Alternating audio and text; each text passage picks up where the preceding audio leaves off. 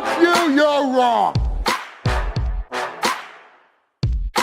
Fuck you, we're right. You have all made it to the dance. Because believe me, this is the dance.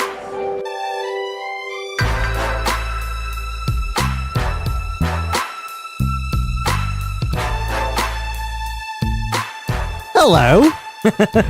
Oh shit, my mic just fell. Yeah, we're fucked start up, haven't we? Yep. The microphone's falling. We've not got the the classic introduction because Graham's not here. Do you know why he's not here, Dan? Why is he not here? He's fertile. Remember that. Yep. So, welcome to the Royal Grumble podcast. We usually have somebody more like upbeat than me doing the intros. If you're a new listener, but he's not here. Dan's here. Say hello, Dan. Hello. I'm Daryl. Hello. I'm more upbeat this week. Yeah. I've been off all week, so You feel refreshed? Yeah, I got to relax and. Have you just been like power wanking? No, No. Oh. no, not really. No, I've been playing a lot of Watch Dogs 2. I've seen you doing that on Xbox, mate. Is it good? Yeah, I really like it. I bought the season pass and I completed all the season pass stuff in like 2 hours, which was annoying because that was 27 quid. But otherwise, it's good. There's always something, isn't there? Oh yeah, I've enjoyed it, but it's fucking bullshit. Well, it's a great game. I'm just continue doing the online missions. I haven't watched much wrestling this week. Oh, well, it's a good start, isn't it? Yeah. Have you watched any Japanese wrestling this week? Just the one. Go on. The Final Destruction show, which was headlined by... It was a one-match card. It was Kenny Omega versus Juice Robinson, the first US title match. Very good. Yes, it was very good. The whole story was based on the fact that Juice Robinson's super babyface and Kenny Omega had knee surgery 16 days ago, I think. 16 days before the match. Okay. And he'd had knee... it was keyhole surgery, but still, he had surgery and then did a match 16 days later. Steroids. But it was steroids, weren't it? No, just a lot of physio and just being a mental athlete. Because he's ridiculously athletic too. The whole story of the match was based around his knee, obviously. And the whole, it was kind of interesting how they did it, where at first Juice Robinson was just trying to go after him until eventually there was a spot where he was behind him and he saw the knee and was like, I'm going to have to do it, aren't I? And he actually got booed. Like, Juice Robinson's like super poppy babyface and everything. All girls love him. But it was a really, really good match. It was worth watching the card. Elsewhere in the card as well, the Killer Elite Squad in their British Bulldog 99 style, shirtless jeans. Oh, I love that look. Yep. Well, Harry Smith in it. Yeah. They won the tag titles from War Machine in a triple threat match. Okay. It's a match that's happened 3 times and is going to happen again at King of Pro Wrestling, but as an elimination match next time. How do you feel about that? The matches have got better, so this next one should be the best one. But I'm happy. I'd be happy when there's new tag teams.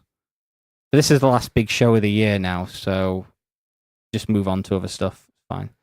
Talking of moving on, I've got some Japanese news, mate. Go on. You know Antonio Inoki? I do. He's a host. He's like hosting a show, and he's advertised it as his living funeral. Well, this isn't Inoki. He's just fucking nutcase. Yeah, I mean, I've been tempted to fake my death, just so I can see who turns up to my funeral. But he's just hosting a living funeral. I can't remember whether he allegedly was embezzling money. Right. I said allegedly. Yeah, you did say allegedly. Yeah. There was something big, like he was accused of a few things like that. He's got a bit of a shady past, but looking at the card, you wouldn't see him as a guy who looks too far into the future because it's headlined by Scott Norton. Yeah. Who, I like some Flash Scott Norton, but he's a bit past his prime. Yeah, but he'll do a good job, won't he? Inoki is building the second biggest Masters Circuit wrestling show in Japan after Pro Wrestling Masters. What is there's a Pro Wrestling Masters is fucking brilliant. It's literally all the old Japanese guys. They had a tag match where it was TNT, Savio Vega himself, teaming up with the Great Muta and the Great Kabuki. Right. I just watched the entrances. I didn't dare watch the actual match of that one because Muta's got no knees and Kabuki's in even worse shape. Does Kenta Kobashi wrestle on it? No, he's retired. Oh, yeah, he's probably doing like Masters though, isn't it? I could see it if he was going to come back. It'd be for Noah. Oh. Yeah, he's not going to fuck around with this stuff. It's all like the freelancers and stuff. So like Muta, who doesn't like to be tied down by one company. But it's fun to watch because it's just all the old blokes. Great. Yeah. Yeah. So last week we did a predictions thing, didn't we? Yeah, we did an opening contest. We're not going to do one this week because there's just two of us and it's weird. Yeah. But yeah, we did a predictions contest. Could you pass me the thing? I'll just quickly go Oh, through I didn't know I had it. Oh yeah. It's on the page before. So We've got notes. We've prepared. So Daryl, do you want to know how you did? Well, not really, because I think I probably lost. But so the winners you predicted the Miz would win. did I get that right? Yeah, yes. You got that one. You predicted Bailey would win. Oh. No. You predicted Neville. You predicted Cena, and you predicted Braun. But you did predict Balor in the Shield. Fuck. You got 3 points. Me and Graham are tied on 5 each. I got 3 points. Yeah. How many points did Sheffield United get against you other day, mate? Really? Yeah, we're fucking going there. We're not. Okay. We're not. It's quite annoying. Is it a sore subject? Genuinely. I do the office bets at my work, Okay. and I had to collect them all today. And my manager, who was also a Sheffield Wednesday fan, just said, he sent me a message this morning saying, my bets are Sheffield United and fucking Leeds. Fuck football. I thought that was a joke. No, that was his actual betting list for this weekend. We've had to bet on Leeds against Sheffield Wednesday. It probably will come true, but I'm not happy about having to put that bet on. Yeah, you probably shouldn't bet against your own team, should you? I stay well away from it. I'm not the most superstitious type, but I don't like betting on my own team, like either way, because I feel like it's if there is anything there, it's going to tempt it, innit? But yeah, so me and Graham were tied on this one. However, considering Graham's life news this week, he's got something big. He don't need this. So you've won. So I won, yeah. Oh, cool. Right. Yeah. Graham, you lost, mate. Dickhead. Really, he won. But Nah, he lost. He lost this. He lost. Shithouse. Oh, you've lost my page. Sorry about that. It was literally the next page along. Come here. Sort it out. I'll find it out. So, yeah, so I know what we're talking about anyway. We're going to talk about two sweeting people, aren't we? Yeah. Too bleep, as they're now occasionally saying. So are we not allowed to say too sweet? I guess we are. Technically, Young Bucks would if they were willing to fight it. Yeah, so for those that don't know, but I'm sure all 40 of you do know, Young Bucks, Young Bucks / Cody Rhodes. No, Cody. Do you want me to go through the full story as an avid viewer of Being the Elite? Yeah, go on. Why so not? It started off where they've been doing this jokey storyline about getting cease and desists about all their catchphrasy stuff, and it's based off the fact that they got a cease and desist from the creators of Rick and Morty. Because they did, Rick and Morty had the top selling shirt in Hot Topic, whereas the Bullet Club had the second and third top sellers. So they did a parody Rick and Morty shirt, and they got a cease and desist about it. So they made a joke that it was WWE, and it went to the thing like they weren't allowed to say "fuck the revival." Marty Scurll wasn't allowed to have an umbrella because that was Jack Gallagher's thing. He stole it from him. Just things like that. And then they stole Hangman Page. They just took him. Yeah, because they did a thing on Ring of Honor, didn't they? Yeah, without properly explaining it, where he came out and did a moonsault with his hands do they just run their own angles on their YouTube channel, and Ring of Honor don't explain them, do they? Because they just let them do what they want. What was the other angle that got resolved? It was the Adam Cole one. Yeah. Yeah. They did the whole Adam Cole thing where he got revealed to be the guy who was like setting the Young Bucks up. Yeah, they just do what they want, Young Bucks. They're on such big money, Ring of Honor, that they kind of have to let them do what they want. So it's fact like no one's watching Ring of Honor for anything else, really, are they? Like they give their TV title to Kenny King. What about Cheeseburger? Barely on it. Jay Briscoe turned heel on Bubba Ray. Or Brother Ray, or whatever he's... Bully Ray, that's what he is. Do you think like Rob Feinstein's spinning in his grave about what Ring of Honor's become?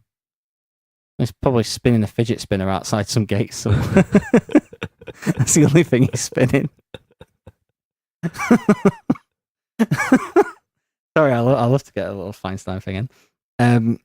So yeah, they went on with this storyline, and Feinstein also likes to get a little thing in, doesn't he? Lol, I'll pretend you said big thing. It led to this thing where this week on Raw, they were doing a signing session just down the road from where Raw was being taped. So they decided to get all the fans there and do an invasion. They went to Hot Topic, didn't they? Yeah. There was a Hot Topic signing, and then they went to Raw and did an invasion, like a full parody of the DX invasion. And the WWE weren't that impressed with them.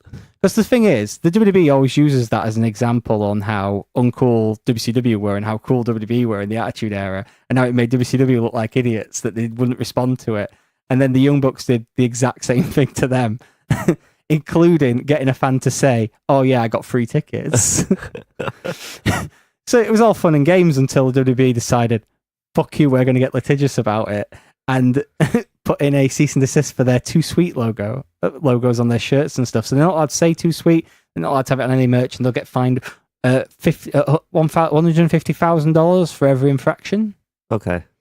But the thing is, it's if they were to contest an overreaction, isn't it? yeah, well, the WWE got it copyrighted in 2015 based on the fact that Finn Balor and the club were doing it. Well, they were getting ready to get the club in and stuff, and they saw the Bullet Club doing it a lot. However, the Young Bucks have been doing it since 2013, so they'd have prior use. And also, outside of wrestling, this thing was started by a Turkish politician, which is where X-Pac got it from. Yeah.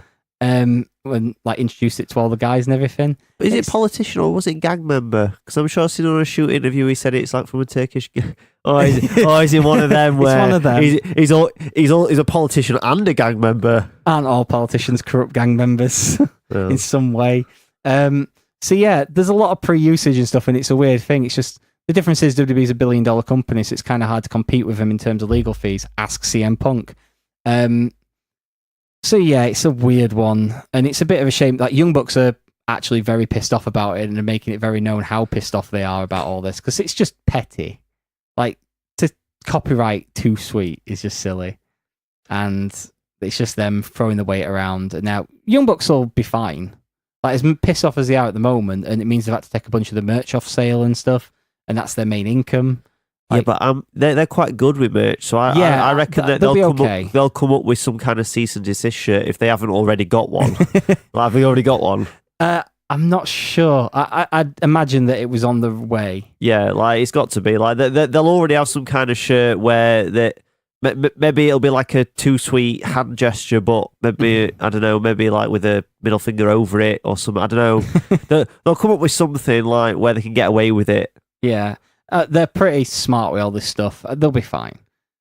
They're back in UK twice this year as well. I'm only going to one of them at the moment, though. Okay, yeah. So they're not gonna contest it, are they? At the moment, it looks not. They should get in on that CM Punk lawsuit. Surely he'll fund them. Who's the guy that funded Hulk Hogan's thing? Can't he just chip in? The WWE didn't call him gay, so he's got no reason to be upset with him. What if we get Graham to do an impression of Vince and call the guy saying that he thinks he's gay? Well, he'd have to publicly out him. That was the issue there. And so he's already out now, isn't he? I guess so, yeah. Oh. But the CM Punk one, well, they did an AMA on Reddit after all this, and one of the questions I got asked was, what's the chances of CM Punk join the Bullet Club? And they said, we've legitimately asked him every day for the last 2 years. They desperately want him in the Bullet Club. Yeah, because of course they do. Of course they do. They are friends with like CM Punk and that, so. Well, are they friends, or does CM Punk just not reply to the text? I know he replies to them, he likes them. Oh, okay. But yeah, that's a whole kerfuffle. Yeah. Not much else has happened this week, has it? No, it's been one of them weeks. Yeah. So we're going to have a little break. What we're going to play in the break? I'm going to actually play one of my old idents because I didn't get a chance to do any new ones because we keep getting copyright warnings on us. The videos that get uploaded every week. Okay. Are we going to get a cease and desist? No, what happens is if we were ever to get any ad money off those videos, because they've got other copyrighted material on it, for like even if it looks for 30 seconds, the copyright holder gets the money. Oh, well, let's hope we don't get any. Enjoy that 16p. It's not even that. Enjoy that 0.0001p Hall of Notes. Yeah, so on that note, we're going to go for a little break, and then when we come back, we're going to talk about No Mercy from this week and Raw and all the other bullshit regarding WWE and that. Yeah. The best looking man, the best dressed man, long limousine, jet airplane, custom made clothes, and any woman in the world I want. The Nature Boy!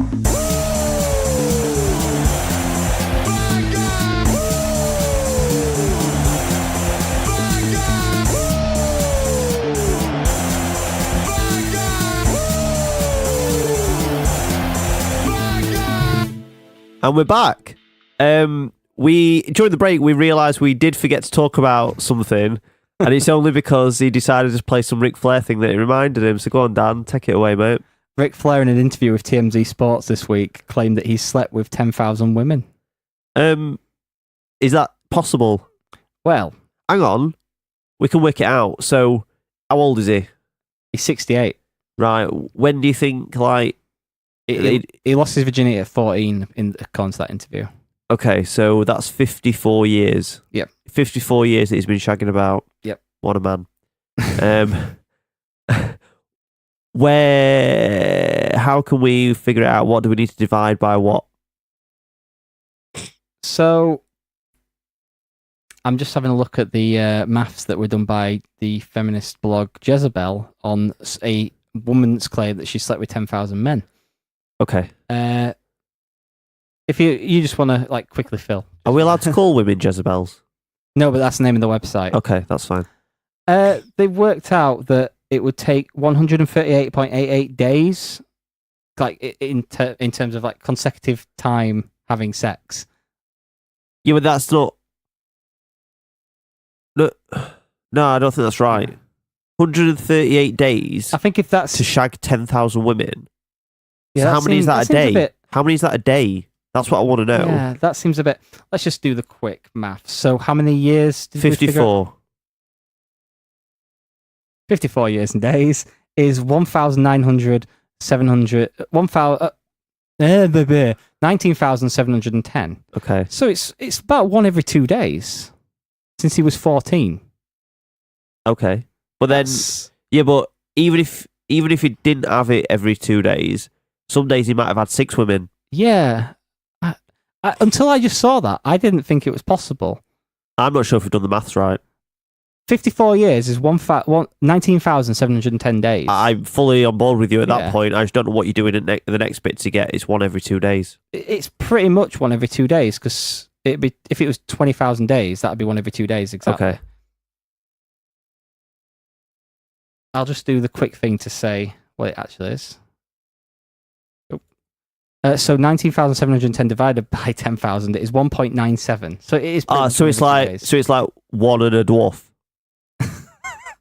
Not even a dwarf, just slightly shorter. 1.97, isn't it? So yeah, it's pretty much one every 2 days. Like I can imagine that. Like I'm saying that his years between 14 and 20 might have been a bit barren. There were Tubby Flair, weren't there? Yeah, there were Tubby Flair, and then he was in I suppose there were nurses and stuff who might have helped him out with that sort of stuff. When he was in hospital after the plane crash. But then the 80s were, I'm guessing, a good time for Ric Flair. Yeah. He's known for his partying. We're not the only ones to doubt him, though. Ron Jeremy doubts him. Yeah? Ron Jeremy did a video that he sent to TMZ Sports. Where I've seen Ron Jeremy's dick. I think everyone has. Well, I'm just doing a callback to in person? No, I'm just doing a callback to one of the catchphrases we used to have where, we saw Vader's dick, Hogan's dick. We should have really kept that one up. I've not seen many wrestlers' dicks, to be honest. No, it's kind of China's dick. Do you remember when you banned that from the podcast? Yeah. Yeah. In case you don't know that story, Daryl made that joke, and the next day she died. So we had to. I didn't kill her. So we had to re-record the. It was one of those weeks where we tried to do 2 weeks and record 2 weeks in one day. Yeah. And then she died the next day, so we had to re-record the second episode. Yeah. Do you remember when we I don't think you'll remember this, but I don't know if I told you, right? So we re-recorded it. Do you remember that I intentionally just ruined the show and just made it really shit? Yeah. Well, do you know the story? What happened when we left your flat? Graham didn't give me a lift home. I had to get on the tram. He drives past my flat to get back to his house. He didn't give me a lift home that day. Like you mentioned earlier, what happened last week at Sheffield Wednesday? Yeah. Can you imagine what Graham was like during that game? Like I was pretty annoyed. Yeah. Graham was fucking livid. Oh, I'd have loved to have seen it. Seen his little angry Scottish face. He was livid. There's a couple who sit in front of us who were really nice, and they were even turning around like, right, calm down. Like, to be fair, by the end of the game, I was as annoyed as him.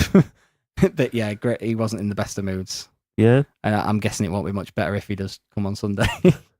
But anyway, we should talk about a thing. Yeah, Ric Flair is a shagger. Yeah, he is. Right, talking of shaggers, Elias beat Apollo Crews. That's just the way to link there. Did you see that? No, I Me didn't. I neither. didn't watch the pre-show. So we talk about No Mercy now. Yeah. No Mercy. We don't normally do like full rundowns of pay-per-views, but a lot of stuff happened on this one. It felt kind of important, didn't it? Yeah. Which is Because I why- didn't think it was going to be important. I thought the Brock Lesnar Remember match. last time a WWE pay-per-view, like even SummerSlam was just kind of like, meh. Yeah, but there were plenty to talk about on that. Yeah. I felt. I just didn't think this one would have stuff to talk about. Yeah, the but- reason there's so much to talk about in SummerSlam is because it's super long. Yeah. There's like 5 hours worth of stuff. There's an extra 2 hours worth of shit, not including the pre-show. So Miz beat Jason Jordan. Yeah, it was really weird how the crowd went from dead to "This is awesome" chants. I feel like the crowd. I mean, it were in LA, weren't it? Yeah, So is that where Miz is from, or where he lives? It's from Ohio, but I think he lives there, doesn't he? he's from Cleveland originally, but He lives he in- probably lives out there.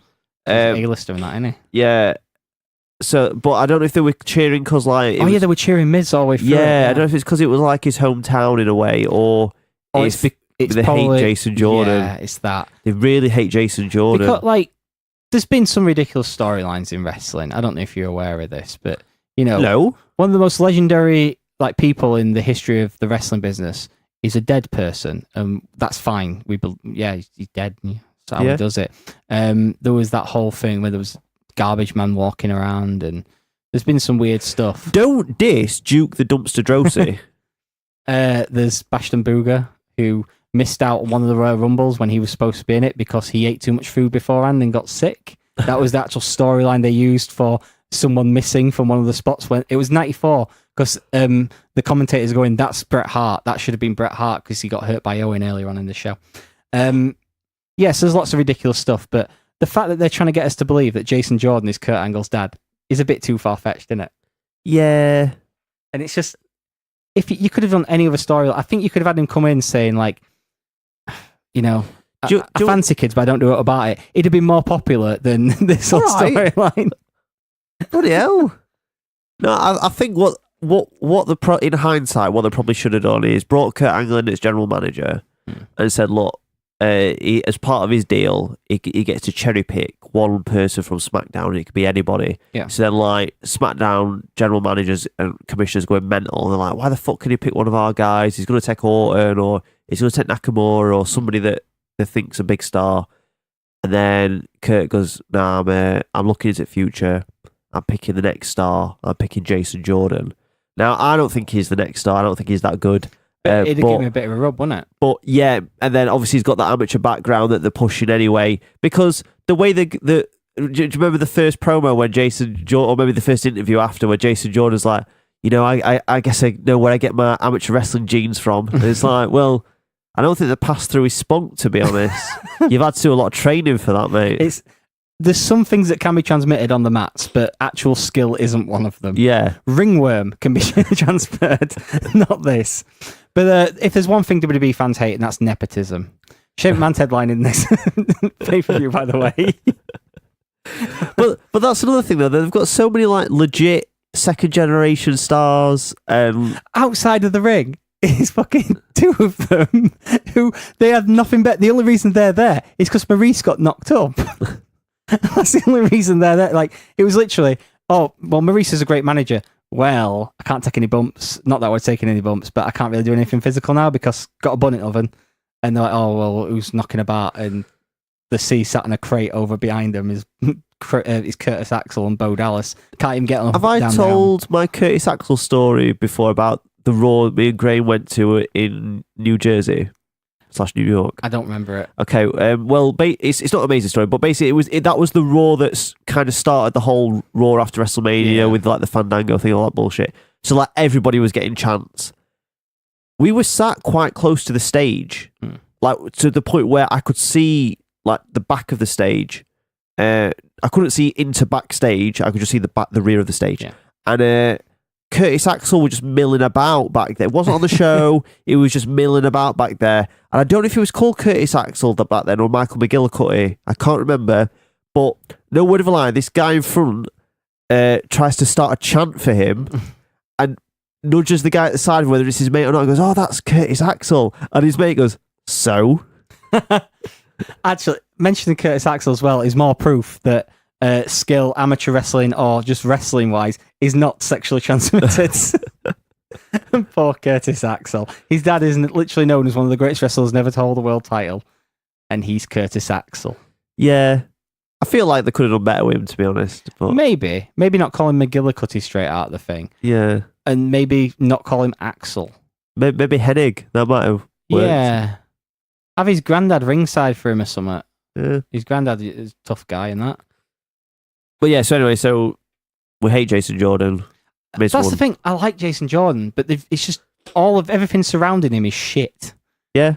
It's like, he's like your favourite action figure, but someone's dropped him in the toilet. Do you think that Vince thinks they're doing a Rocky Maivia with him, and that they're gonna go so far that the crowd absolutely like mutilate him, and then in Vince's mind he's going, then we turn him heel?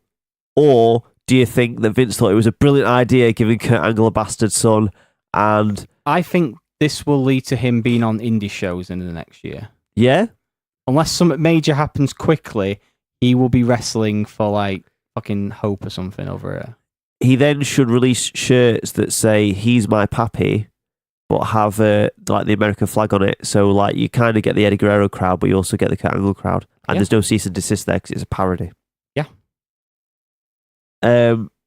Finn Balor versus Bray Wyatt. That was fun, weren't it? Wrestler fashions. A man-on-man match. Finn Balor had new gear. Yeah. So I've got some trainers in there that Becky actually hid from me because she thinks the colour's not very good. That's the same colour pretty much as Finn Balor's new ring gear. I couldn't imagine you wearing trainers that colour. Like grey blue. Yeah, the grey blue, like kind of like clay. Like shit clay. That's the colour they are. It was because new they jacket as well. They were on offer for like $5. Oh, yeah. They're not new. I've had them for like a year, but I found them again this morning and thought, I'll wear these. Yeah. And it's because Becky says she might have hid them. Oh. Because they're the same colour as Finn Balor's. When you were strutting about town earlier, did you feel good? I did, and then I had a McDonald's. Did you feel like John Travolta at start of Saturday Night Fever? No. Oh. No, I'm not hiding anything. Okay. I don't even need an allegedly on that one because it's too vague. We're going to get sued by Scientology. I want to start my own branch of Scientology. I've been seriously considering it, actually. Religion's a lucrative business. Yeah. Like, because the basically you just pay to join it, and I think they could franchise it, and I could start my own branch, and then people could pay to join it. You pay to get levels as well. Yeah, they can do that. Yeah, and you get to know all their deep secrets and everything. Do I get to meet Tom Cruise? He's like level 7 now, isn't he? He's immortal and shit. I think so, yeah. Are we done? I mean, I really have not much to say to Balor and Bray Wyatt, to be honest. The worst bit was Finn Balor looking like he was scared of Bray Wyatt doing the Exorcist spider walk thing, and he just pulled the most outrageous face. He's like, "Oh no, what's he doing? The same thing he's done for years." Like literally, you did the most badass thing at SummerSlam because you were the demon, where he did that to you, and you just stood up back to him, and he looked scared at you, and now you're doing the reverse, but then you win anyway. Fuck it, it's not even ending, is it? No. Yeah. Are they trying to kill him? I just don't. The issue is they've got fuck all for him to do. Right? He's on Raw. So who do you want him to feud with? Anyone except for Bray Wyatt. No, you're answering my question. Who do you want him to feud with? I don't know. I feel like he should be like with Joe again, or Roman, or Seth Rollins would be a good feud for him. Right, Seth Rollins is in a tag feud. Yeah. We'll get on to Roman Reigns later, but he's with the Miz / Miz Taraj. Samoa Joe's injured. Yeah. Who do you want him to feud with? Yeah, there's no one for him to feud with. Goldust. Don't call me Goldie. Right, so I'm not saying that they can't. Yeah. They should. I'm not saying give him Bray Wyatt because there's nobody else, but people are tied up and they're quite set in the ways with this Universal title, Brock Lesnar, WrestleMania, Roman Reigns plan. Yeah. So he's not getting anywhere near that, but he's floundering when people aren't going to care about him. Miz has got the Intercontinental belt, which I don't think he needs it when I think Balor would probably benefit more from having it. Maybe. No? Yeah. He might be better off on SmackDown.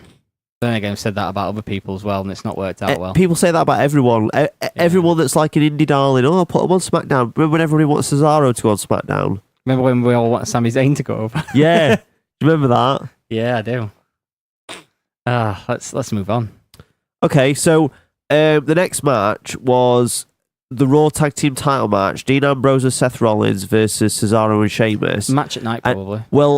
After watching the match, I wanted to award the first ever Royal Grumble WWE pay-per-view MVP award, right? I feel like we should have it. After every pay-per-view / network special, we give it to a wrestler. Okay. And then after a year, so like this time next year, whoever's got the most, they've won it. Okay. And the reason why I wanted to give it to, it's a genuine thing, I'm not even joking, Cesaro, right? Because his teeth got pushed up into his gums. Yeah, that's right? the worst bit, isn't it? When I was watching it, I thought he'd broken his teeth like everyone else did. I'm like, there's like exposed nerves and shit, and I've had that before. It's fucking agony. Yeah. But no, they got pushed up into his jaw. Yeah. And he carried on when I think nobody would have, like, even it back where people were like, oh, he got to finish the match. I don't think anybody would have complained if he just walked it fucking back. I just went, fuck this shit. I need to get out of there. He carried on, pissing with blood. Still performed to a high level. Yeah. It's not like he just muddled through and did a roll-up pin and got out of there. Like, yeah. So I think he would definitely MVP tonight. Like, yeah, this was my favorite match on the card as well. I feel like their tag matches have been really good. This is the one where I wouldn't mind this feud continuing because, like, Sheamus isn't the best, but in this tag team he works really well in being the bruiser, whereas Cesaro's the strong guy, but he's a bit more fluid and technical. And then on the other side, you've got two guys who didn't really have much going, and they're the Shield again now, kind of. And it probably will be the Fall. Yeah, they're not the Shield till that music comes back and they have their gear on again. They work well as a tag team in terms of Dean being the bit of a brawler and Seth being the more fluid one. And yeah, the matches have been brilliant. Yeah. Yeah, this was really good. There's not much to say. It was just a really great match.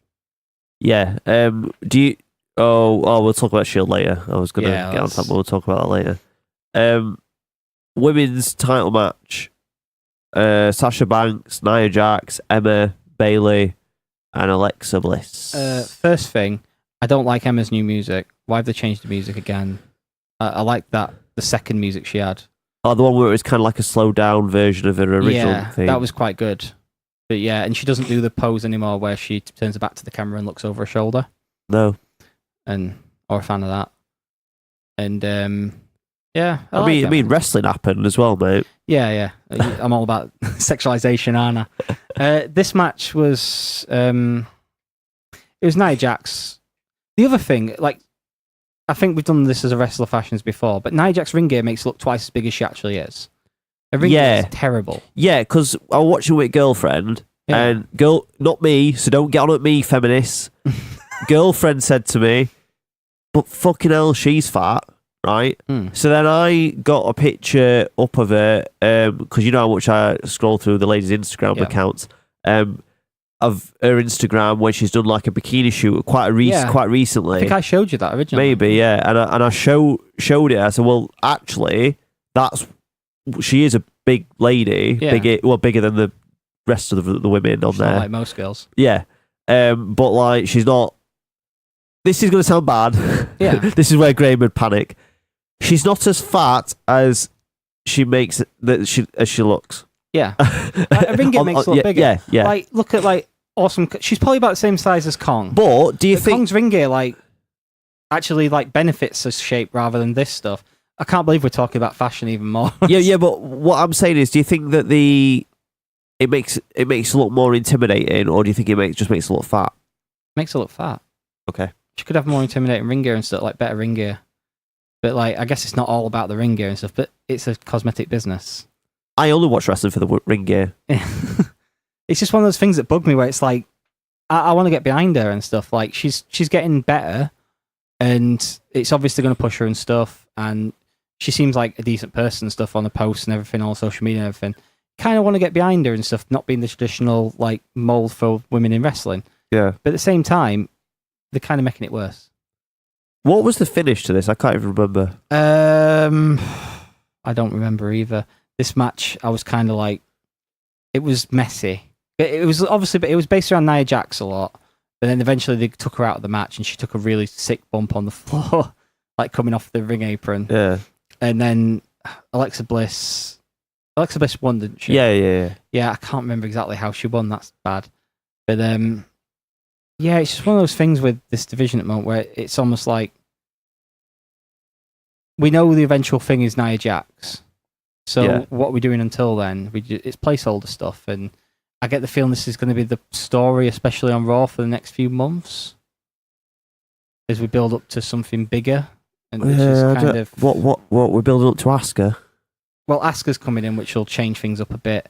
You've got Nia Jax, who will eventually win the title, and then you've got Sasha and Bayley somehow going to be figured into this 4 horsewomen thing. Yeah, when's that happening? Survivor Series. That's what the guess is still at the moment. Do you think they're going to do it at Survivor Series? Then do you think Rousey will do a singles match at Mania? That's the plan with Charlotte. Yeah, that probably would be pretty good, I reckon. I don't know. Rousey's a shit actress. Yeah, but what do you mean? Well, can you imagine her selling and stuff? Like, have you ever seen her act? No. This desk is less wooden than she is as an actress. So I can't imagine what she's going to be selling. Like, she might surprise me and be fucking brilliant. Like, yeah, but she's got surely the if athleticism to it, but then it's the other side of it where... Yeah, but surely the build-up with all the promos and stuff, they just tell her, pretend it's a real fight. So then she chats shit about him, and then when he gets into the ring... Yeah, but then if a team loses, we won't see her again for a year. Oh, he went there. He went there. She'll get married to a alleged domestic abuser. I'm being you today, apparently. Yeah, clearly. Fucking hell. I don't like her husband. He's a bit of a twat. Yeah, but he would knock 7 shades of fucking shit out of you, mate. So just chill the fuck out. He treat me like his ex-wife, allegedly.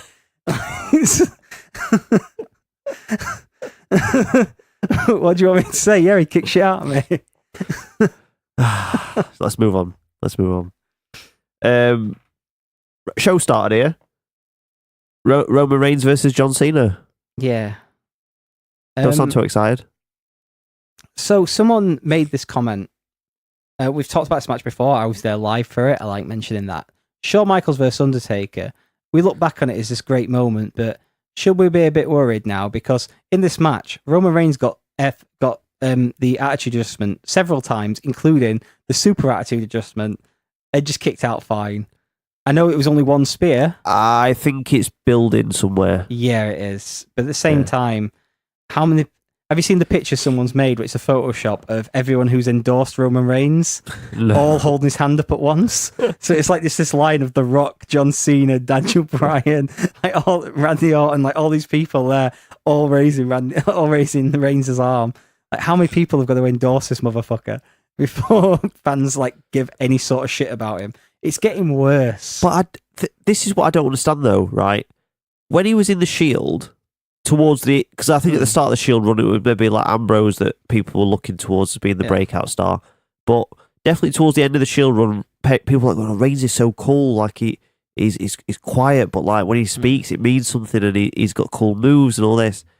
And then they split the Shield up, and they fucked him over so much. Yeah, like, don't give a shit anymore. But part of the problem is because the crowds, in my opinion, the crowds look at it and see in their mind, they're going, well, they've told The Rock to raise his hand, they've told John Cena to raise his hand, they've told Daniel Bryan to raise his hand. I'll use this comparison. So the way they've booked him, it's the Steve Austin. Like, Austin won the Royal Rumble, 2 years in a row, and then he was the last man but got eliminated by Vince McMahon the next year. And then they did the thing where he got the number 1 contendership anyway.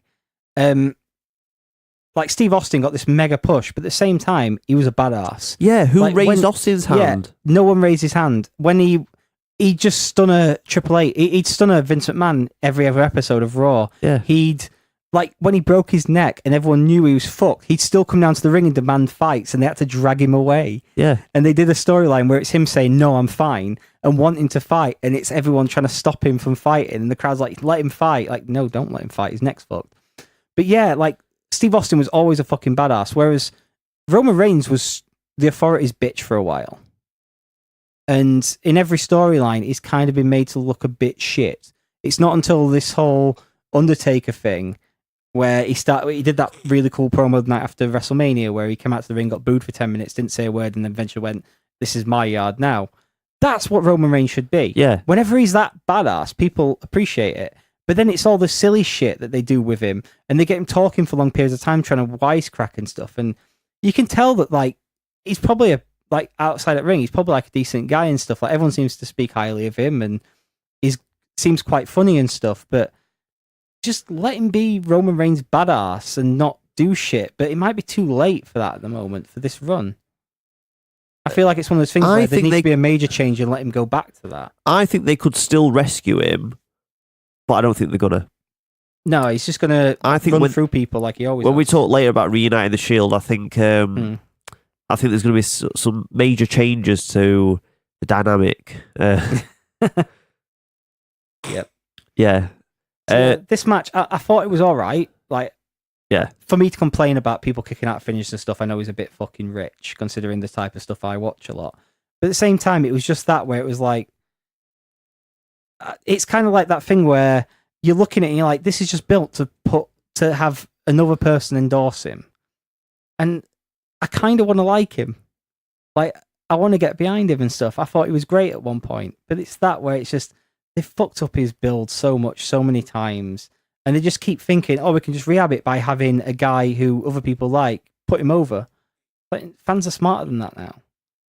Like, the fans that the few fans you're bringing into your buildings, because what was it, 4,000 at Raw the other night? Like, there's obviously an issue here, and they're not going to do it because they're so set on the mindset. Someone did the thing saying in '94, Lex Luger was going to win the title at WrestleMania 10.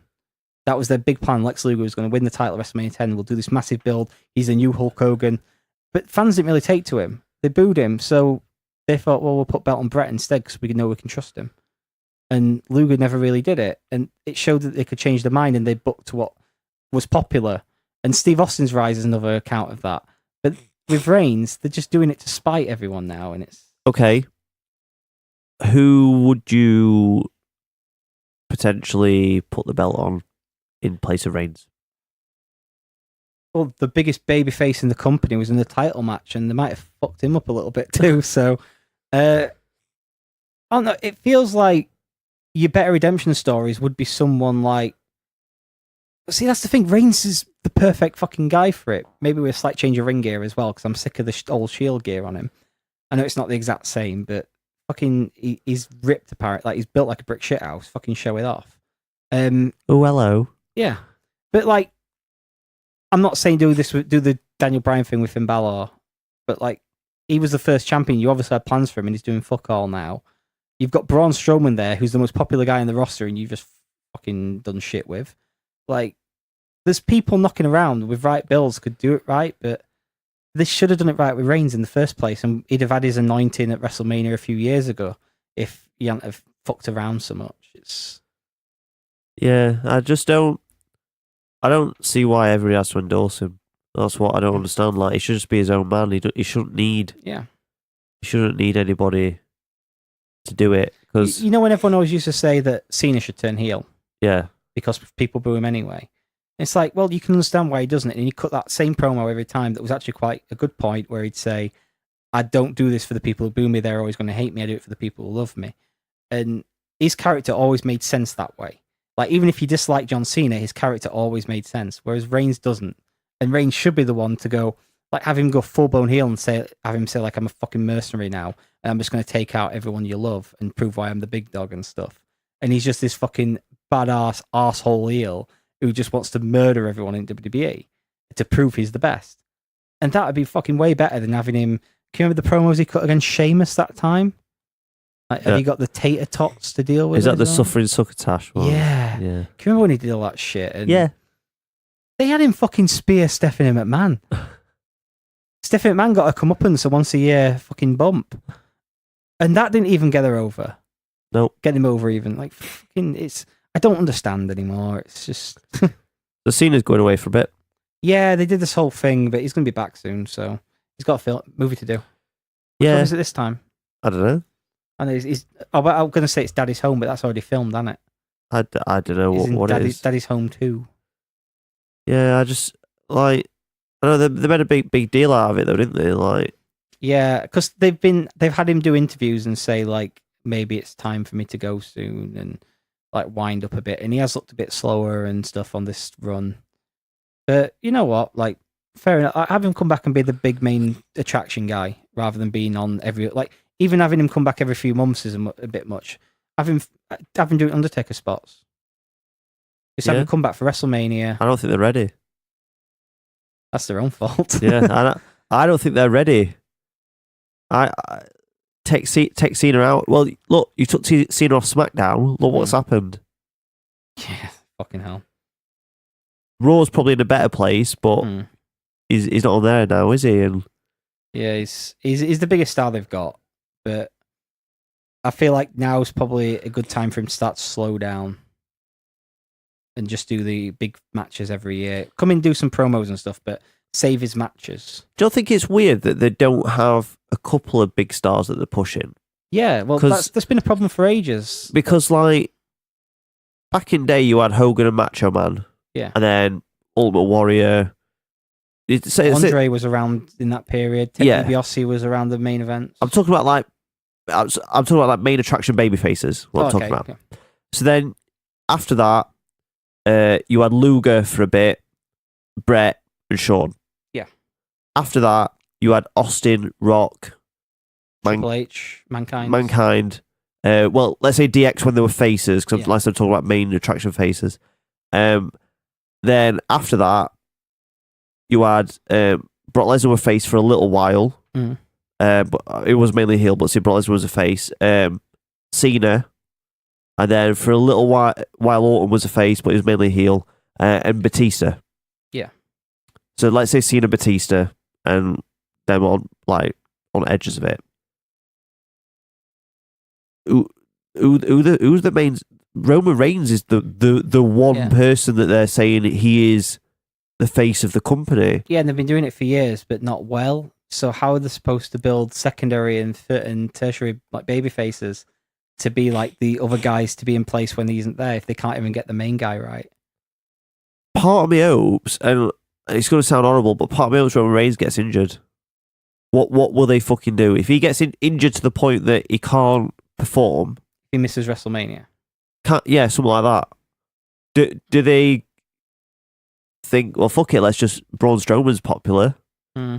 Or what? But with Braun, he's supposed to be a heel. Yeah, Braun's supposed to be the heel. Like, but how is he a heel? That's the thing as well. Like, people have made this comment before. WWE are really good at creating heels, but they're shit with baby faces. He's not a heel. He does cool shit because they book the baby faces like they book their heels like super cool badass baby faces. Yeah. Which is why everyone liked Brock Lesnar and why people fucking love Braun Strowman. Like, we said this at the time. How the fuck can you boo a guy who deadlifts an ambulance? Like, that's a fucking cool thing to do. Yeah. But not only that, when Roman Reigns was a sore loser that he lost that ambulance match and tried to murder Braun Strowman. And he fucking walks away. Yeah, Braun Strowman crawled out of the ambulance and walks away from medical help because he didn't need it. He's the best. Like, Braun is the fucking best thing in the company. And yeah, I fucking love Braun. Okay, so talking about best things in the company, Enzo Amore we're on next, mate. Oh, Jesus fucking Christ. Enzo Amore versus Neville for the WWE Cruiserweight Championship. Neville here, what he did was show that he is able to wrestle a broom. Yeah? Because Enzo is fucking shit. He's a few catchphrases and a bad haircut. That's it. And Neville really fucking tried, and they had to turn him heel after this because he's proper shit. And also, it made the Cruiserweight division look like shit, that this guy who, like, a week previous just got beat up by Braun Strowman. And then, like, I fucking love Braun. But it's like, this guy's a fucking geek, and then obviously he's the top guy in the Cruiserweight division now. Yeah. but like he's a fucking joke everywhere else. Yeah.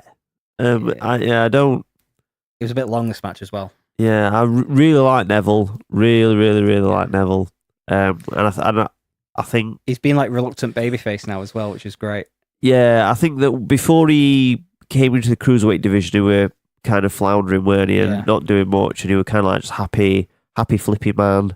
Then he grew a beard. Well, he got injured, grew a beard, came back, and decided he didn't give a fuck, and then let him go all Geordie on microphone, which we've enjoyed. Yeah, I've loved the last few days of him as well, where he is just like he's not trying to be a babyface. He's still King Neville. He's still bitching about every town he visits and stuff on Twitter, bitching about his merchandise, just talking about how nothing is worthy of him. But he's the biggest babyface on the cruiserweight division now because he booted the shit out of Enzo Amore instead of taking another title shot. Yeah. Which we'll talk about that more in a bit, I guess. But yeah, this match was long and Enzo was the cruiserweight champ. And if you weren't watching 205 Live before... Who is that show for? In terms of watching Drew Gulak, it's me. Because I love Drew Gulak's new character. I saw that he came out with a sign that said "No Chance." Yeah. Which I think is genius. Yeah, he is. He's amazing. He was the fucking Philly Shogun before this. I don't know what that is. Yeah, it's fucking... He just like... He beat up people. Like, and he'd come out and just look very stern and he had a beard and stuff. And he's just come into the beard and it's like, oh no, I can do character stuff. Did you... I was Soldier Ant in Chikara. Not many people know that. I can do characters. And he's just started doing this thing where he's like a quasi-politician and it's his... like his... I can't remember how many step plan it is. And he keeps trying to do this PowerPoint presentation. And it's just got all these different things. Like, it was the no-fly zone at first. But he hated people who fly. He did flying moves. And now it's moved on to he wants to be able to wrestle in complete silence. Just all this brilliant stuff. He's really entertaining and brilliant. So does it make people chant? Yeah. Yeah, people...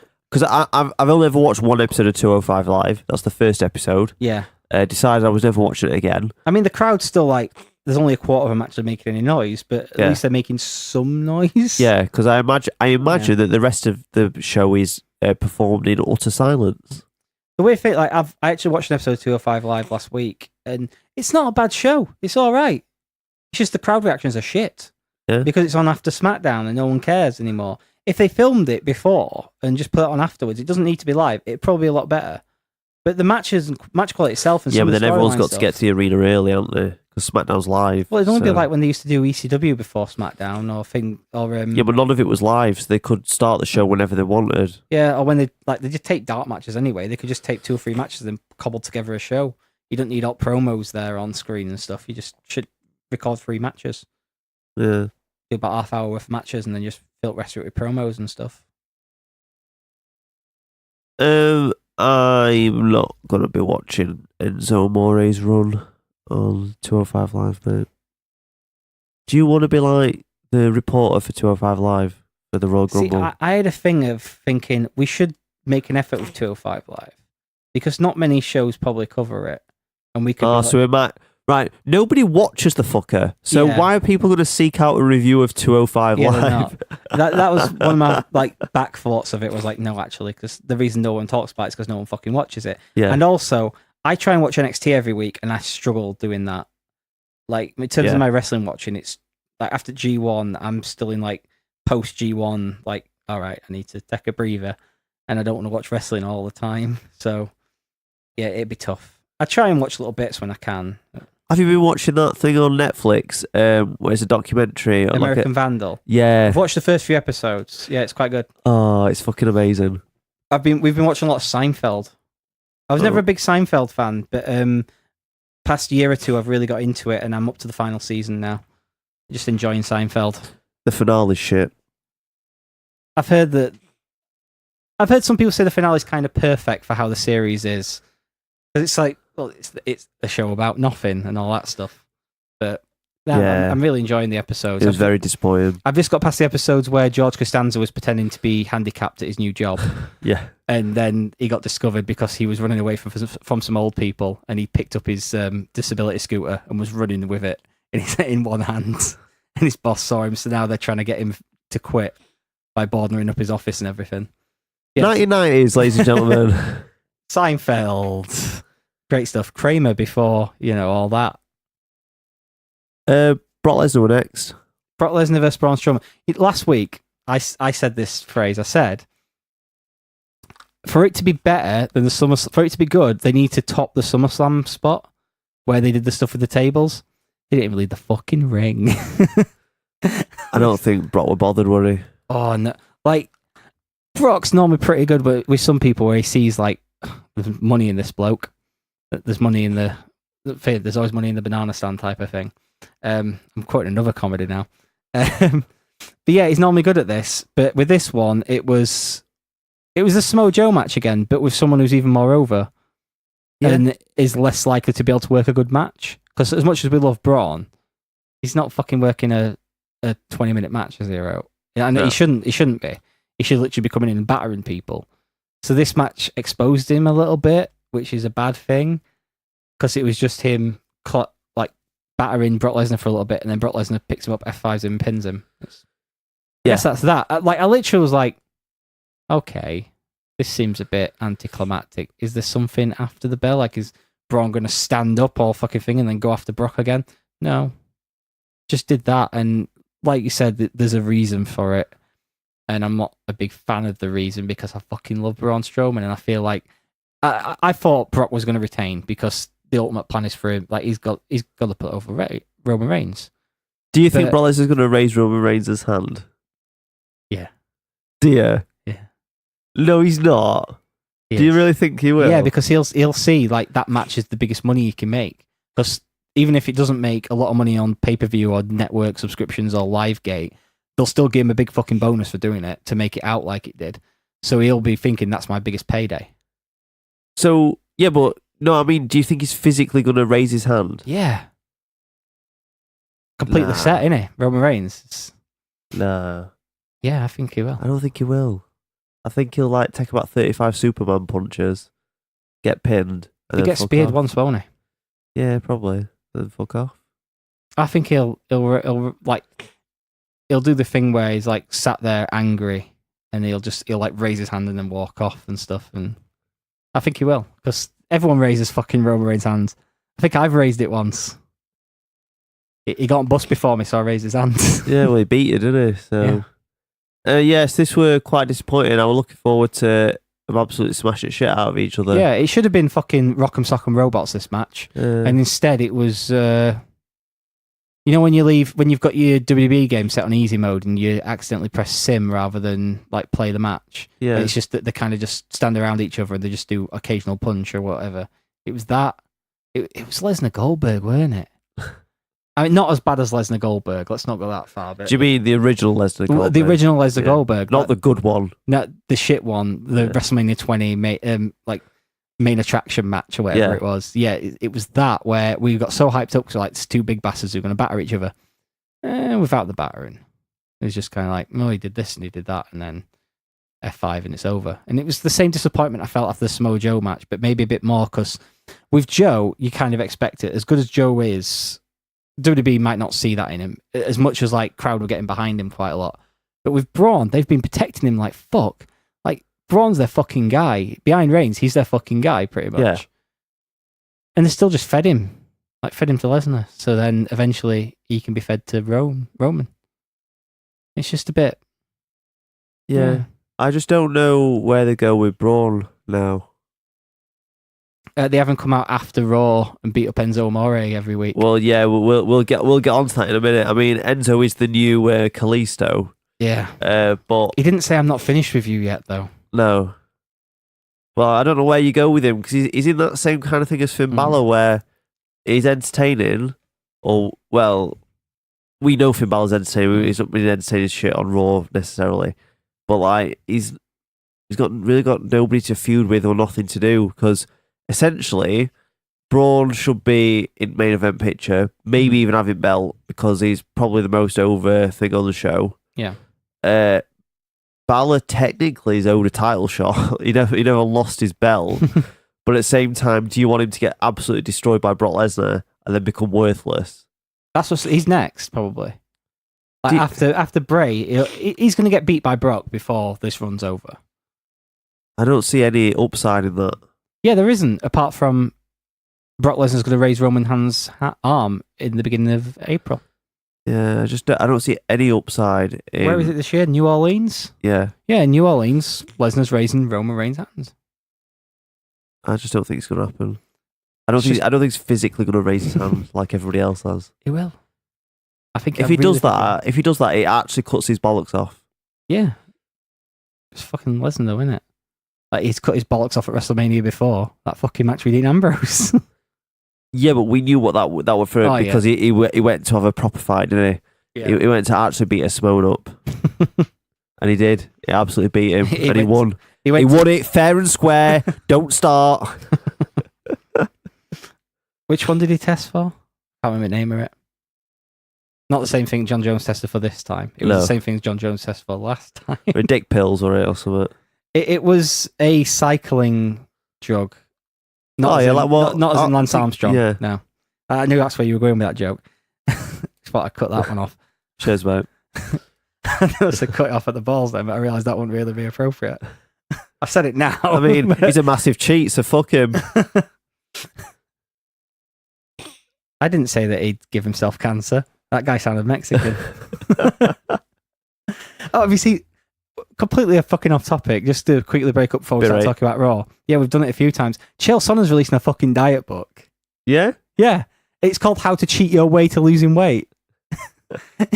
He gives no fucks. No, why would he give a fuck? So let's briefly move on to Raw.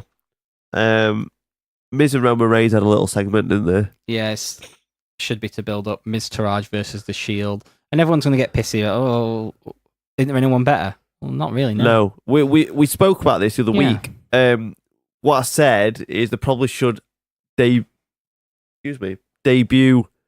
a faction, maybe somebody from NXT, or build a Sanity. Yeah, or build a faction that's got decent wrestlers in it. So then the Shield has to reunite to overtake them. Yeah. Basically, what's happened is Miz and his mates have beat up Roman Reigns, so now they're going to have to get Dean Ambrose and Seth Rollins to join in. Drag Dean from the bar and Seth from his CrossFit gym. The buddy needs help. Yeah. I am looking forward to the Shield reuniting because I want to, because they were entertaining anyway, but I want to see the crowd reaction because all three of them do the fist bump. Well, I predicted after one of the, I don't know if it was after SummerSlam, I was like, Roman Reigns gets booed when he wins the belt. Obviously, he didn't win, but he wins the belt. And then the night after on Raw, he comes out the opening thing with the Shield through the crowd and gets the massivest fucking pop that you've ever heard in your life. I think when they do this, like that's their idea. Like he's going to get cheered because it's a Shield. Yeah. But I still think like whenever he's doing anything, he'll get booed. And then we still hate you is what they'll chant. Yeah. They will pop for the entrance, but then when he's actually doing anything, they'll boo to make it clear that no, we like these two, even though they do fuck all now, apart from tag matches, which are actually pretty good. But in terms of characters, they're not really anything. But we don't like you. Fuck off. Yeah. And what I was going to get out earlier about the dynamic in the Shield. Do you remember when they were all like, "Oh, we don't have a leader," and Roman Reigns is back. Yeah, he's definitely going to be the leader of the Shield. Yeah. Even though Seth Rollins is the architect, he's going to be the new architect of the Shield, and he's going to be rebuilding it, and he's going to be the boss, and he's going to make Dean Ambrose have a shower so he don't stink a piss. I just feel that it's going to be Roman Reigns. You know it's going to be bad fest. as well. Like Miz is all right, but do you think it's going to be the caliber of like the six mans we saw of the Shield before they broke up? Not, is it? Do you remember when The Rock came back and he teamed with John Cena? And who did he feud again? Who did they have a match against? The Miz and R-Truth. Yeah, they were good, weren't it? No. No? Terrible. It was so bad. No, because they were the Awesome Truth and they had a little rap song. Oh. Let's move on. Yeah, so I'm quite looking forward to Mr. Raj. If they have a little rap, if they form a little rap troupe. R-Truth makes his random return and raps them to the ring. Yeah, why not? Bo Dallas has a verse. Is it about what rhymes with shape-shifting lizards? Follow the gizzards.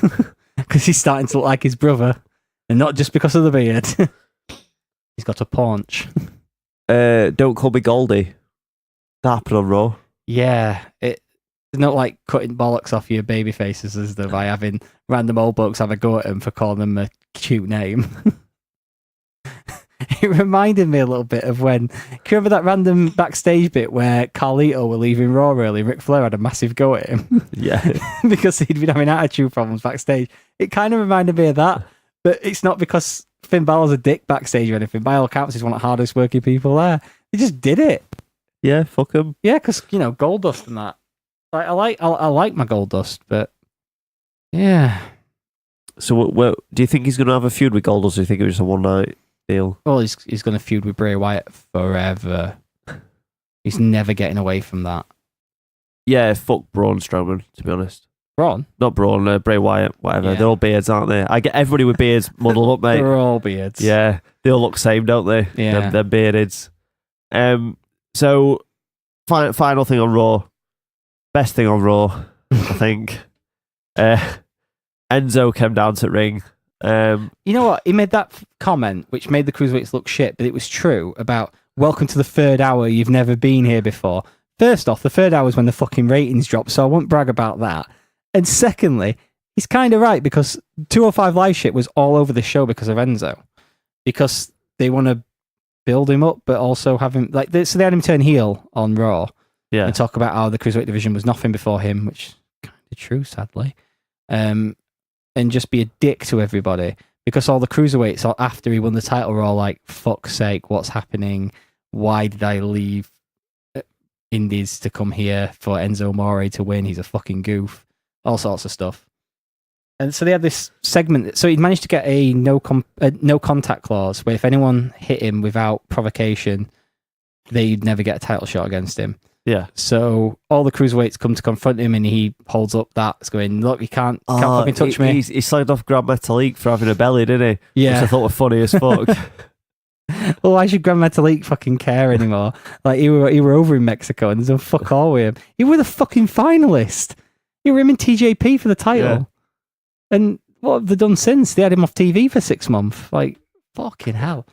But yeah, they had Neville come down really angry and looking upset, and Enzo going, if you hit me, you don't get a title shot. So Neville boots him in the stomach and then hits a red arrow on him. And then that was it that was the main event of Raw. And then after Raw, they had Braun Strowman come out and just batter Enzo some more, which is a great little video. Yeah. Yeah, so they're continuing with the Enzo Amore thing, and Neville's been the reluctant babyface badass, which is good. People might actually care about 205 Live. It's just a shame it's had to come through Enzo. You know, it's like, I'm trying to think of a good explanation that's not too offensive. Okay. It's like people that... No, I can't use that one. Yeah, you know what I mean. It's a shit. No, I don't know what you mean. I want to push this further. What was the example that you couldn't use? Allegedly. I don't know if this is where Graham would tell us that we have to cut that out. I'm not sure. Maybe do a bit of it and then bleep some of it, and then people will message you and ask you what you said. Yeah. And then you can tell them. Hi, Paul. So yeah. Show's basically finished now. That's how we ended it. Next week, the day the show gets released will be the day of Hell in a Cell. Yep. Which has 2 Hell in a Cell matches: Kevin Owens and Shane McMahon, which I'm sure you're loving, and the Usos versus the New Day. Yeah, and we'll just quickly mention the Brian Alvarez thing. 'Cause Brian Alvarez is quite annoyed because the 2 matches that don't need the Hell in a Cell are in the Hell in a Cell, and the match that needs it isn't in the Hell in a Cell. And he's actually right. He's not. Because the matches, the Hell in a Cells to stop people getting in and to stop the competitors getting out and to stop shenanigans, whereas the 2 matches have been booked for, well, they're going to do stupid shit in it, aren't they? No. Whereas the Nakamura match could actually be in the Hell in a Cell and make sense. Traditionally, the cage match and then maybe the Hell in a Cell was used for that. It's now also used for like serious feuds. Yeah? Would you agree? So, Usos New Day. Wait. So, Usos New Day, they've had quite a serious... Yeah, they had a battle rap. But they've had quite a serious feud, and And that it's battle rap lead- got pretty serious. You can't find full versions of it on YouTube because of that. and it's led to this. So, would you agree that it should be a Hell in a Cell? I feel like Hell in a Cell should be blood feuds almost, and I don't think it's at that stage. But Okay, so WWE. in terms of WWE feuds, yeah, I'll go along Okay. with you. Yeah. So you said blood feuds. Whereas Wait. Okay, you said blood feuds. I'm glad you said that because now I can use it against you. Yep. Did Kevin Owens headbutt Vince McMahon and make him bleed? Yeah. Vince McMahon probably too old to have a match, so his young up and coming star son Shane McMahon comes to his defense. You said that with a straight face then. Because Shane McMahon was in the most entertaining match at WrestleMania. Yeah, he was. So, and that had Brock Lesnar Yep. on WrestleMania. Who else were on WrestleMania that Who was was good? Brock again? Oh, fucking clue. I don't remember now. It was at WrestleMania. Was it Yeah, Roman he Reigns? was. No, Roman was against Triple H, wasn't he? No? That's- I don't fucking remember. Like, no, because Dean Ambrose? That Was went this year. That was was that last the year year. before? No, because what the fuck happened at WrestleMania this year? It was, That's an opening contest. it was 7 hours long. How do we not remember this shit? I generally don't remember what the main event was or anything. Fucking hell. Anyway, so it's concussion, mate. It's what it does to you. Oh, So I think those two matches should be in Hell in a Cell. I think that if they just went in cold with Owens and McMahon and was just like, first match, Hell in a Cell, then I'd be like, well, why? Because, yeah, Kevin Owens has been getting annoyed at Shane and in his mind he's screwed him a few times, but it's not worthy of that.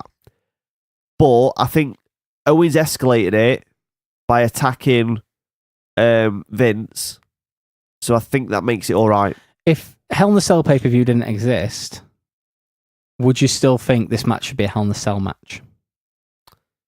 If this was just Armageddon or something and there wasn't a Hell in a Cell pay-per-view. Well, if they... I maybe wouldn't think any match would deserve Hell in a Cell.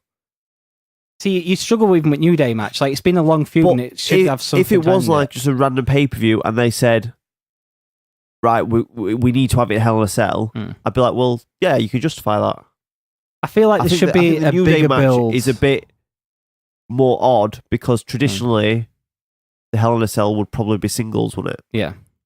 So I think that's more odd. I think if it was the length of that feud, if this Kevin Owens Shane McMahon thing had lasted longer than 2 months, then and they'd had a match or something Has it been- before. Did it start at Backlash? Was it Backlash? Oh, that's when the referee fuck up happened, wasn't it? Yeah. So yeah, it's been going on a few months, but it's not like they've had a match or anything. I feel like there should have been something, and that match didn't go right, so then Hell in a Cell becomes the ultimate thing. Okay. I feel like to just go into it, it's just because it's the Hell in a Cell pay-per-view. Yeah, I can see your argument. Yeah, it's... But the argument of saying that Murray Nakamura needs a cage match, he fucking had one. And the Singh brothers got into it. that weren't him, that were Randy Orton. Whatever. Yeah. I don't give a fuck. All wrestlers look the same, mate. Can we say that? Can I get away with that? If you say it like that, Yeah. yes, you can. That's fine. Right, so next week, because the show's going to be released the same day as Hell in a Cell, we're going to review a Hell in a Cell pay-per-view from the past. Yeah. So before we went on air, we had a bit of a discussion, didn't we? Which one we were gonna cover? Yeah. Because we're not just gonna cover the Hell in a Cell matches; we'll just do the full show. So do you want to give a rundown, Dan, of Hell in a Cell 2010? I am just loading it up now so we can go through the card because it was a blockbuster. So this is 2009 nearly won. It did. 2009 nearly won, but I feel like the Hell in a Cell matches were stronger on 2009. Yeah. But I feel that the undercard was stronger on 2010. Yeah. So we've gone for 2010. So give us a rundown. So the opening match is Daniel Bryan versus John Morrison versus The Miz in a submissions count anywhere match for the United States See, Championship. that's just random as fuck. You've got Sheamus versus Randy Orton in the first Hell in a Cell match of the night for the WWE Championship. Edge versus Jack Swagger. We have John Cena versus Wade Barrett in a singles match where if Barrett wins, John Cena has to join the Nexus, or if Cena wins, the Nexus disband. I'm excited to see how that one turns out. Natalia versus Michelle McCool for the Divas Championship. Is this when Natalia were farting? I don't remember. Oh. See, and this main event, the reason why I jumped at this one is because I don't remember this main event at all. Okay, bear in mind it's 2010, listeners. 2010, and the people involved in it. Kane versus The Undertaker for the World Heavyweight Championship with Paul Bearer. Who's Paul Bearer with? The Undertaker. The Undertaker, right. Yeah. In a Hell in a Cell. How do I not remember this match? I don't know. It feels like I should. Yeah, but we're going to watch it and review it, and you will remember it. I remember way back it better than WrestleMania, won't you? Yeah. Genuinely, I've got to find out after the WrestleMania. Right, well, while Which he's WrestleMania were it? I don't have a clue. While he's finding out what happened at WrestleMania, we're going to end the show, ladies and gentlemen. So that's it for this week's Royal Grumble. Please go and like us on Facebook, facebook.com/Royal Grumble. Follow us on Twitter at Royal Grumble Pod. We're on iTunes. While you're there, can you give us a quick rating and review, please? Because it helps us out a little bit. Give us a 5 3/4 stars. We're on Spotify. No, we're not on Spotify. Stitcher. Don't find us on Stitcher. That's the one. They all sound the same. Stitcher. Watch us on YouTube. Yeah. They get uploaded to YouTube as well. So if you like, I don't know, if you don't want like downloading shit, but you like to stream it, it gets uploaded there at the same time as it gets uploaded to the actual podcast feed. We're on Podbean. That's where it all gets uploaded. So you find us there. And as I say, royalgrumble.weebly.com. Yeah, we've not been updating it that much anymore. We're not. Don't go there. No, because it's easy. Like with the new uploading way we do it, it doesn't make sense to have it on the website as well. We'll probably start updating the website again soon. But okay, so don't go there yet. But everywhere else, go there. Yeah. By the way, the WrestleMania main event, it was Roman Reigns versus The Undertaker. Brock Lesnar was against Goldberg for the title. You do know that everybody was shouting at us about that. Like, I fucking couldn't remember it. You do know Graham's flipping his fucking lid if he's made it this far into the show. He's flipping his lid and going absolutely mental that we don't remember this shit. I don't know how I didn't remember. Fucking Seth Rollins versus Triple H happened. I remember seeing him and Nikki Bella versus Miz and Maryse. Sorry, that match has just finished now. Yeah. I remember the Nikki Bella John Cena thing because I'm watching Total Bellas at the moment. See, you know earlier when I said I couldn't keep up with 205 Live every week? Yeah. I'm well up to date with Total Bellas. Okay. Yeah. Are you going to give us a Total Bellas report next week? I can do. Okay, look forward to that, listeners. Right, say goodbye, Dan. Bye. Say goodbye, Daryl. Goodbye, Daryl.